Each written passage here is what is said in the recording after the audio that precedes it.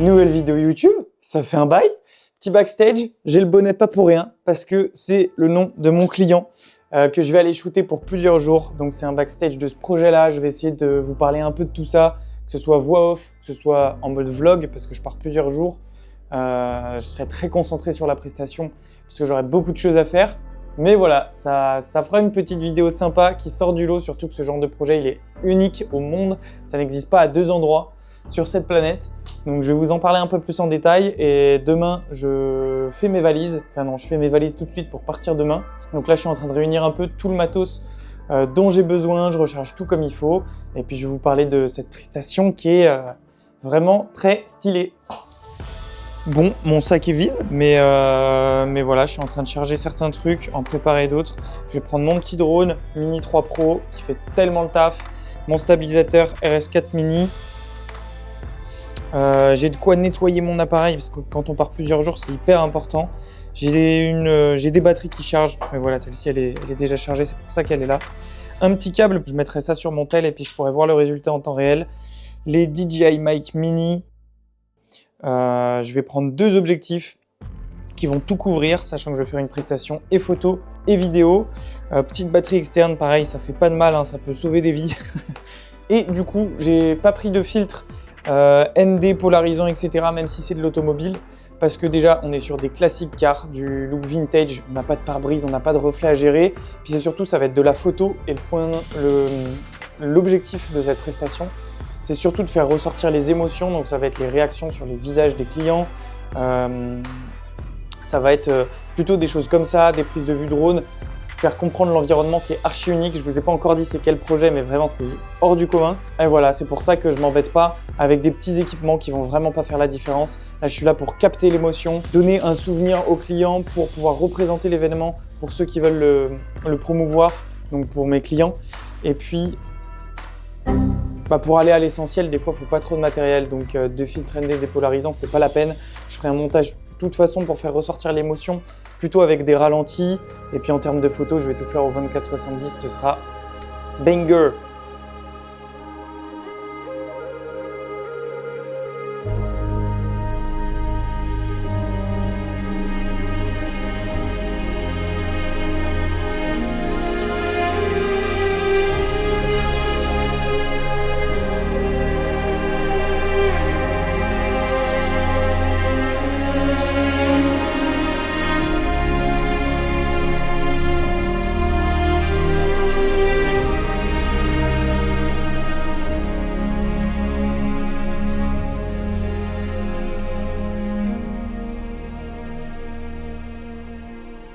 Donc je suis arrivé sur place de nuit, la veille au soir, avant les 2 jours de tournage. C'était essentiel parce que de toute façon, le tournage se passe de 7h du matin à environ 18h le soir. Donc avec 2h30 de route pour ma part et des routes vraiment enneigées comme vous avez pu le voir. J'ai fini la montée en navette avec un bus pour pas avoir de problème parce qu'ils annonçaient plus d'1 mètre de neige sur les 2 jours de prestation et donc j'avais peur de pas pouvoir repartir. Mais du coup voilà, décor idyllique, on arrive en pleine neige et tout, je suis trop content.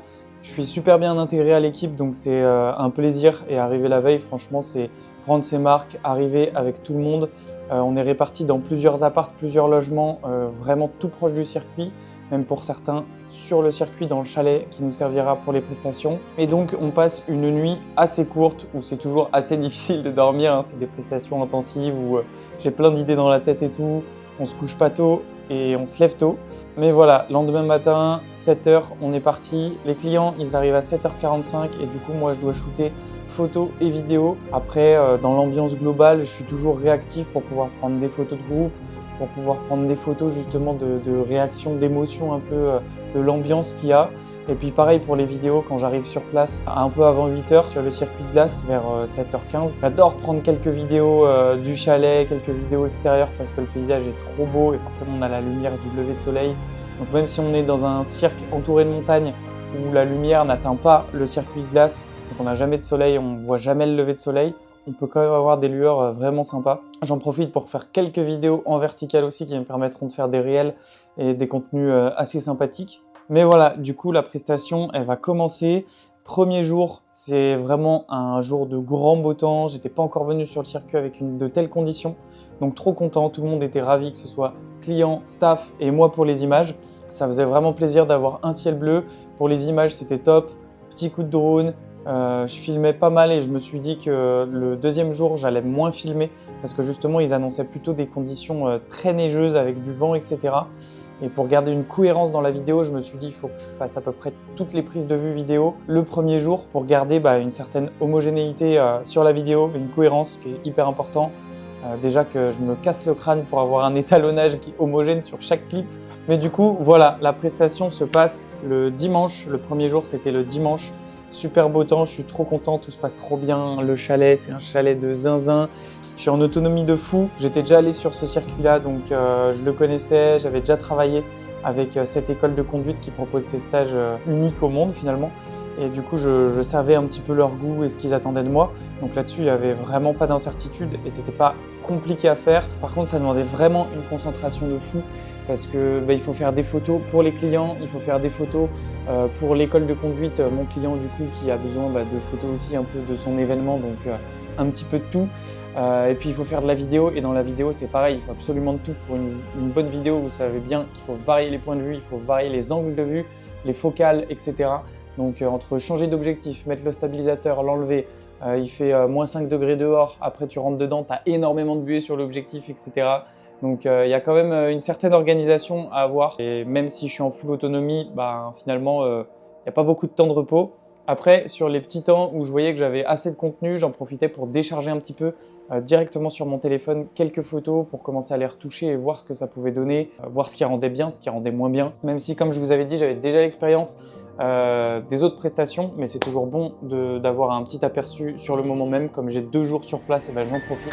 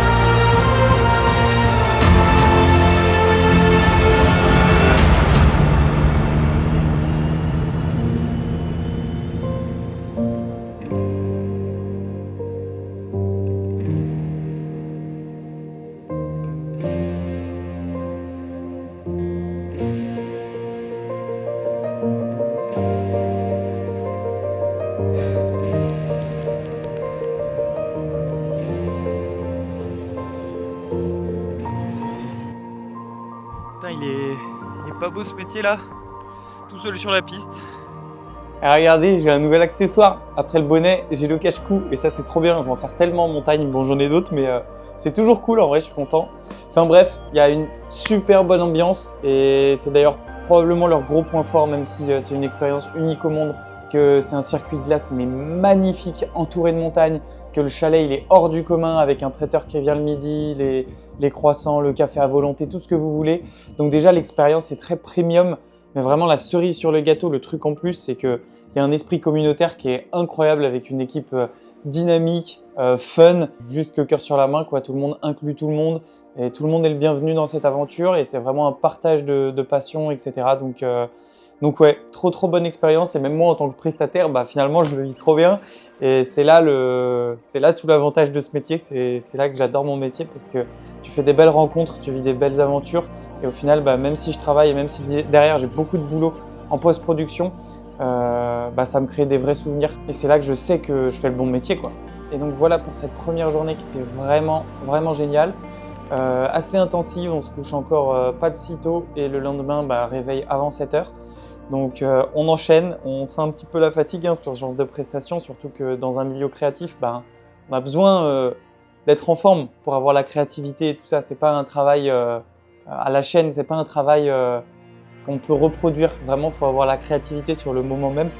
Donc bon, deuxième jour, et là, jour complètement différent, puisque on le savait la veille, mais ils annonçaient énormément de neige. Finalement, il n'y en a pas tant eu dans la nuit. Par contre, dès le matin, ça neigeait quand on est arrivé sur place. Alors là, c'est plus dur pour tout le monde, que ce soit pour préparer les voitures, où il faut mettre des tentes, où il faut déneiger les voitures tout le temps. Enfin bref, plein de complications d'un point de vue organisation. Et moi aussi en tant que photographe vidéaste, parce que du coup, quand je sortais, il y a de la neige qui va direct sur l'objectif.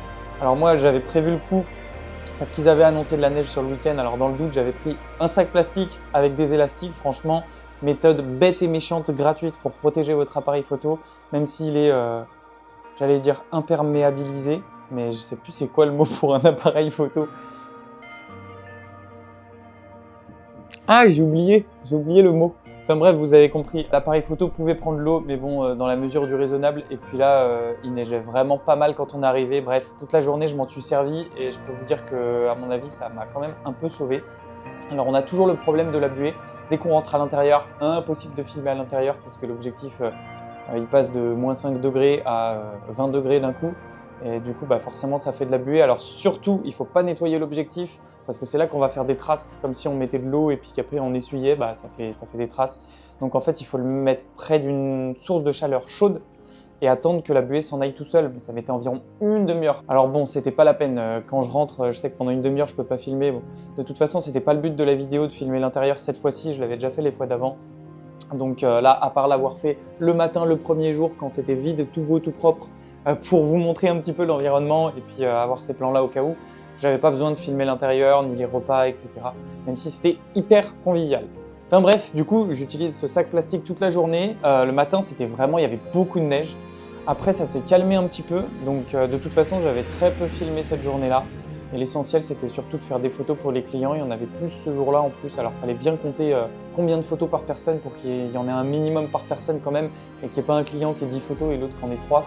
Donc, pour parler un petit peu technique, comment j'ai fait pour réaliser mes photos et mes vidéos? Alors, les vidéos, je vous l'ai dit, comme on veut capturer l'émotion, je me mettais souvent en 50 fps pour faire des ralentis.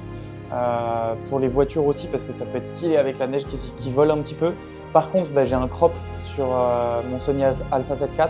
Donc du coup, il faut le prendre en compte. Je ne peux pas avoir du ultra grand angle en ralenti, même si je sais très bien, il y en a qui me diraient tu filmes en 25 fps en normal et puis après par interpolation d'image en post-production, tu rajoutes une image entre chaque image. Enfin bref, des trucs de logiciel pour créer un ralenti sans l'avoir filmé originalement en ralenti. J'invente des nouveaux mots. Mais non, je fais pas comme ça parce que j'ai déjà pas mal de travail en post-production. J'ai 2 journées de tournage complètes, donc vous comprenez qu'il y a une charge mentale assez conséquente. Donc si en plus, je dois me dire en post-production, il faut que je pense à faire de l'interpolation d'images et tout. Oui, ça se fait pour un réel, oui, ça se fait pour un beau clip. Mais quand tu reviens avec 300 clips et 400 photos, la flemme. Donc sur place, je fais tous les réglages possibles pour avoir le moins de travail possible en post-prod. Donc une balance des blancs manuelle. Donc moi je mets 5600 Kelvin, la balance des blancs neutre, pour pas qu'elle varie. Et comme ça, en fonction de la journée, le matin par exemple, la lumière elle est plus bleue, en journée elle est plus jaune et en soirée elle est plus bleue. Donc dans l'ordre de mes clips, ils ont tous une balance des blancs qui est correcte. Et puis si je prends un clip de la fin de journée avec un clip qui est au milieu de journée, et je sais qu'en fin de journée il sera plus bleu. Du coup j'aurai juste à récupérer un petit peu ma balance des blancs en post-production. Voilà, l'étalonnage passe toujours beaucoup de temps, mais en tout cas c'est impossible d'homogénéiser tous tes clips rapidement si tu mets une balance des blancs automatique qui va varier tout le temps et c'est pas chronologique en fait en fonction de la journée que tu passes. Mais au moins tout est dans mon contrôle et c'est pas l'appareil qui choisit comment il met sa balance des blancs. Après pour la fréquence d'obturation, filtre ND, privilégier le 1/50e pour avoir le flou de mouvement, c'est important en automobile. Sur cette prestation, je prends pas de filtre polarisant, c'est bien pour l'automobile, donc vous le savez, si vous suivez cette chaîne pour l'automobile, c'est même essentiel, mais là pour le coup on est sur des classiques cars, il n'y a pas vraiment de pare-brise, etc. et c'est pas l'essentiel, donc ça me fait un accessoire de plus qu'après il faut que j'enlève pour mes photos, etc. Donc voilà, des fois il faut être simple, efficace, c'est comme ça qu'on fait du bon boulot, il ne faut pas aller chercher le 1% de détail que personne ne verra. Donc j'ai pas pris le filtre polarisant. Après, pour les photos, j'ai essayé de faire des photos en flou de mouvement, flou de filet. Donc, faut savoir que si je le fais au 70 mm, il faut se mettre à peu près à 1/50e. Et si je fais des flous de filet avec mon 14 mm, là, je peux me mettre à 1/20e par exemple. Et puis, on traque bien la voiture et tac, on fait la prise de vue. Donc le défaut, c'est que là, il faut bien un filtre ND parce que sinon, il y a trop de lumière qui vient avec 1/25e de fréquence d'obturation. Mais voilà, sinon ça se passait bien. Les contraintes techniques, c'est quoi? C'était bien protéger mon objectif, hein, parce qu'avec l'eau, dès que tu as de l'eau dessus, je suis obligé de rentrer au chalet, essuyer mon objectif. Et comme je le disais avant, avec la buée, etc., normalement, il ne faut pas l'essuyer. Mais là, j'avais pas le choix, donc je le faisais quand même. Et puis voilà, sinon à chaque fois que je rentrais au chalet, j'en profitais pour changer de batterie, en mettre une autre à recharger, etc. Mon stabilisateur, dès que je ne l'utilisais pas et que je passais à la photo, je le mettais à recharger. Comme ça, je sais qu'en continu, ça recharge pendant que je continue ma presta à gauche à droite. Et même si je suis large, parce que le soir, je peux encore charger mon matos pour le lendemain et tout, comme ça, je suis sûr, il n'y a vraiment aucun problème. Je charge tout en continu pendant la prestation. Et ça, c'est un confort non négligeable sur les prestations comme ça. Tu es sûr que tu n'as pas de stress par rapport à la batterie, l'autonomie ou des trucs comme ça, surtout quand il y a des températures très froides comme ça et l'autonomie. Bon, on est quelques jours du coup après la prestation et j'ai terminé le montage que je devais leur rendre. Donc dans l'esprit, comme je vous disais, c'était surtout grosse prestation photo et petite vidéo résumée de ces 2 jours pour faire encore un petit coup de com'. Donc ils n'ont pas eu beaucoup de dates puisque j'ai fait leur vidéo promotionnelle en décembre pour faire leur coup de pub. Après, ils ont fait leurs 2 premiers workshops, enfin j'appelle ça workshop, mais leurs 2 premiers stages, un truc du genre le 15 et le 16 janvier, enfin 2 jours en janvier. Et puis après, là du coup, je suis parti et c'était le 15 et 16 février, ou 16 et 17, je sais plus, mais pareil, 2 jours. Donc en gros, il n'y a que 4 dates et à chaque fois, on a fait des vidéos différentes. Donc vidéo promotionnelle en décembre, avec une petite vidéo sympa de Père Noël et des trucs comme ça. Après, je retouche aussi des clips que j'envoie pas bruts, mais que j'envoie stabilisés et étalonnés. Et ça peut permettre derrière, pour leur communication, de faire leur propre montage et d'avoir du contenu un peu pour toute l'année. Donc ouais, je leur avais fait plusieurs vidéos, plus envoyer des rushs étalonnés et stabilisés, un peu de photos. Ça, c'était en décembre. En janvier, on était avec les clients, donc j'ai fait exactement la même chose que je viens de faire là. C'est-à-dire une petite vidéo, mais se concentrer sur les photos pour que les clients ils les aient. Et puis même derrière, c'est pareil, ça peut servir à la communication de l'école de conduite. Et donc là, c'est pour ça que je précise que la vidéo reste assez simple. Il n'y a pas des trucs hors du commun. Je privilégie, comme je vous les ai dit, le simple, efficace pour pouvoir vraiment toucher à tout, faire et des belles photos et une belle vidéo. Mais on n'est pas là sur la vidéo ultime, même si les conditions elles sont parfaites et que je pourrais en faire un film documentaire, tout ce que vous voulez, un truc de fou furieux. Écoutez, on ne peut pas toujours faire ce qu'on veut et là, il y avait beaucoup de photos à faire et puis derrière, j'ai pas mal de travail aussi. Donc en fonction des budgets qui sont à disposition, et comme prestation, je leur proposais une vidéo assez courte et assez simple. Normalement, il n'y a pas de sound design prévu, mais là, j'en ai mis un petit peu histoire d'habiller le truc. Là, on visait vraiment une vidéo qui était là pour la glisse et la bonne ambiance. Donc glisse, bonne ambiance, et j'ai profité des conditions de neige pour le mettre en avant, que c'est un endroit assez unique, ça reste en France. Et enfin voilà, j'ai essayé de mettre un petit peu en avant l'environnement aussi. La vidéo de janvier, elle était plus là pour montrer le déroulé d'une journée de stage, avec les briefings aussi, plus d'interaction, enfin voilà. Bref, sur ce, trêve de bavardage, je vous laisse voir ça en images, ce sera beaucoup plus parlant.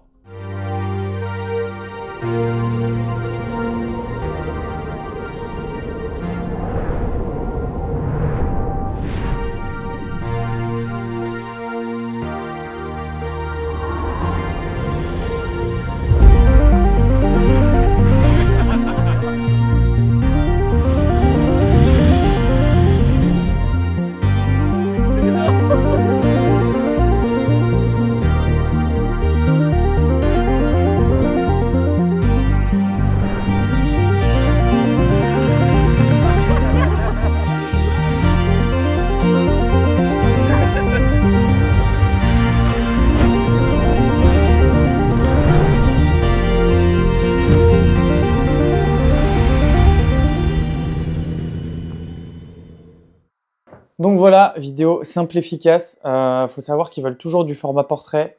Ça m'arrange dans un sens parce que c'est ce qui est beau, les yeux ils sont à l'horizontale, donc un format horizontal. J'ai dit portrait, je voulais dire paysage. Un format paysage horizontal, forcément c'est plus, on appelle ça cinématique, c'est le mot qui est utilisé à tort et à travers, mais voilà, c'est plus agréable, on est fait pour voir comme ça. Donc j'adore, et puis ça me permet de vous faire ce contenu YouTube. Je ne sais pas si ça sortira avant ou après, mais je vais probablement sortir une vidéo d'environ 2 minutes avec les clips que j'ai pu faire sur ces 2 derniers jours Et peut-être aussi que je reprendrai des clips que j'avais filmés du coup en janvier ou en décembre avec eux, histoire d'exploiter un petit peu tout ça. Comme pour la prestation, je ne peux pas trop l'exploiter parce que comme je vous dis, j'ai pas mal de travail entre les photos, les vidéos, etc.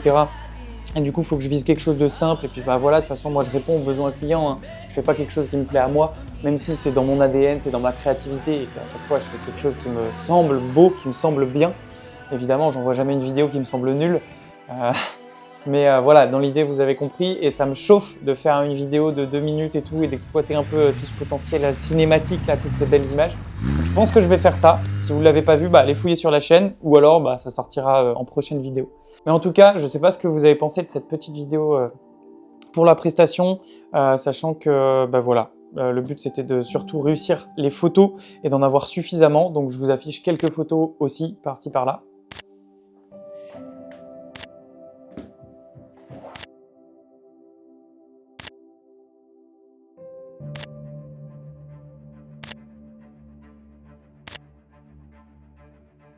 Et puis voilà, que dire de plus maintenant? Je sais pas, hein, c'est une fin de tournage. Non, forcément, j'ai tourné dimanche, lundi, là on est jeudi. Non, enfin voilà, en tout cas, c'était un petit retour sur YouTube avec une vidéo backstage. J'ai d'autres projets, mais c'est celui-ci que j'ai décidé de mettre en lumière pour plusieurs raisons. Première raison, vous l'aviez compris, je pense, c'est un projet tellement unique et tellement stylé. Je suis content de vous le partager et puis ça permet de vous faire voir un petit peu les coulisses de tout ça. On ne se rend peut-être pas forcément compte de ce que ça peut être une prestation circuit sur glace. Alors toutes les prestations sont différentes, tous les clients sont différents. Faut pas généraliser, mais voilà comment moi je travaille, comment cette prestation s'est passée. Et puis en même temps, comme je vous ai dit, j'avais déjà eu l'occasion de travailler avec eux, donc je savais un petit peu comment aborder la chose, je savais comment ça allait se passer. Et du coup, je sais comment vous en parler. Alors c'est très intéressant aussi de faire des backstage d'un projet ponctuel avec des réactions à chaud et tout, parce que tous les projets sont différents et ils sont tous intéressants. Mais là, pour le coup, voilà, je savais que c'était des projets qui étaient assez intensifs, c'est pour ça que j'avais pas fait de vidéo backstage pour décembre ou pour janvier. Donc là, j'en ai profité comme je connaissais mieux le milieu, le domaine, les personnes avec qui je travaillais, donc c'est parfait. Comme vous voyez, après, de toute façon, j'ai presque pas filmé sur place pour faire des vidéos backstage, c'est plutôt un débriefing et vous montrer toutes ces images. Mais en tout cas, j'espère que cette vidéo vous aura plu. Et puis sinon sur mon activité professionnelle, je vais reprendre un petit peu du coup les vidéos YouTube aussi, parce que ça fait longtemps, j'avais mis ça un petit peu de côté et franchement là ça me hype de reprendre à fond. Et aussi, j'ai passé énormément de temps à développer un nouveau projet qui sort un peu de l'ordinaire, puisque c'est pas une formation, c'est pas des prestations, mais c'est un accompagnement. Donc pour ceux que ça intéresse, j'accompagne maintenant quelques personnes, enfin je vais commencer en mars, accompagner quelques personnes pour apprendre à vivre de leur passion de photos ou de vidéos. Et donc voilà, c'est en description. Et puis si jamais il y en a qui sont intéressés, j'ai pas envie de faire ma pub là, mais de toute façon, tout le monde passera par un appel parce que comme je vais prendre que très peu de personnes, je veux que ce soit des personnes très motivées. Enfin, c'est vraiment quelque chose d'assez particulier, d'assez humain. Je vais vous driver de A à Z, vraiment vous accompagner sur tout le développement de vos entreprises, de vos premiers projets, de fixer vos tarifs, de développer votre image de marque, d'améliorer vos compétences, que ce soit en retouche photo, enfin bref, des visios, des suivis 24/24 sur WhatsApp et tout. Un truc bien complet. C'est pour ça que c'est pas, selon moi, une formation, c'est vraiment un accompagnement, presque du mentoring. Et donc les places elles sont très limitées, donc voilà, si jamais ça vous intéresse, c'est en description. Et puis après, faut m'envoyer un petit DM Insta ou un message sur WhatsApp pour qu'on fasse un appel ensemble et qu'on voit si ton profil correspond et si tu es assez motivé pour ce genre de truc. Mais voilà, en tout cas, très content d'être revenu sur YouTube. J'espère que cette vidéo vous aura plu et je vous dis à la prochaine pour une nouvelle vidéo. Ciao!